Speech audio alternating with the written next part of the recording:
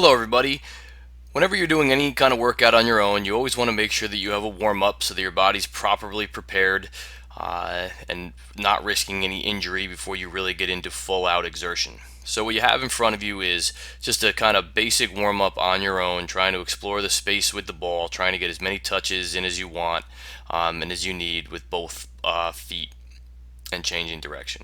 So, just kind of interspersed here at a half 2 times speed or just dynamic movements, right? So that was high knees and butt kicks going back and forth just to get your body ready to go. And then we move into a smaller space. So instead of kind of stretching the legs and getting wider runs in and longer runs in, now it's just quick feet, tight space. Again, being creative, having fun, using moves that you've known in a tight little space in there, just constantly moving. All right, you can put the moves together. You can do 2 and 3 moves at a time. Again, just make sure you're using both feet. And the change of direction is actually a very big part of the warm up here. So now you have another dynamic movement that's constantly interspersed. These are forward leg swings and then back where you go down and touch the ground. So the dynamic movements just constantly interspersed as you go through here. This is more of just a little quickness one, just an out and back. It's just constant pullbacks to the inside of the foot. You can do this in lots of different ways. So we're starting with the right foot, pull back, knockout, pull back, knockout. So even by yourself, that the way your hips and knee and ankle joint comes up and the way you're using the inside of your foot is a very common kind of normal way to make a pass and receive a ball. So you're just getting your body in a place that's used to making those things, right, ready to make those movements. So this is the same basic idea using your laces now, so just a way to help you lock your ankle, point your toe down. Again, always trying to use both feet, right foot, left foot.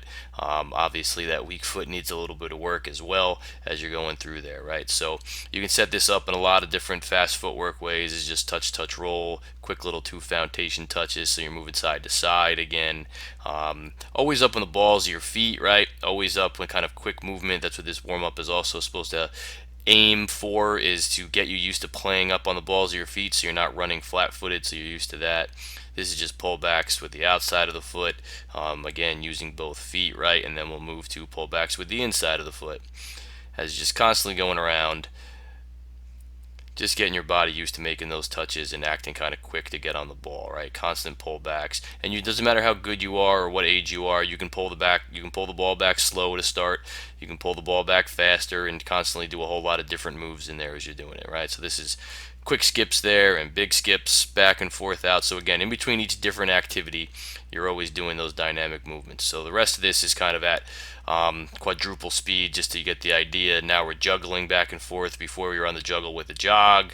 Then we're just kind of juggling as many times as we want. Then we're popping the ball up nice and high, 2 or 3 juggles and settling it low, 2 or 3 juggles, dragging it to the side with the outside of the foot, dragging it to the side with the inside of the foot. This one's a little Cruyff action as we're in there, and then again we got a dynamic movement, right? Open the gate, close the gate, back and forth as you're going. So again, always interspersing with the dynamic movements, but always as many touches on the ball as you can. So now we're just getting to the last part of this, which is just a little plyos, little hops back and forth, hops side to side, shuffling the feet, always get in there with a little 5 and 10 yard acceleration. That's a one step into a jump. That's just kind of dynamic work, right, going forward, this little side on run at the end. So this full warm-up done properly is anywhere from 10 to 20 minutes, depending on how cold you are, what the temperature is outside, how many extra touches you want to get, all that kind of stuff. So we sped it all up at the end there, so you weren't watching this for 15 to 20 minutes to see how it goes. You get the idea. So again, right, the words are right there in front of you. Lots of touches, change of directions, lots of different skills, whether it's juggling to receive, the opening up of the joints as if you were receiving a pass, and then just interspersing those dynamic movements. But it's quick.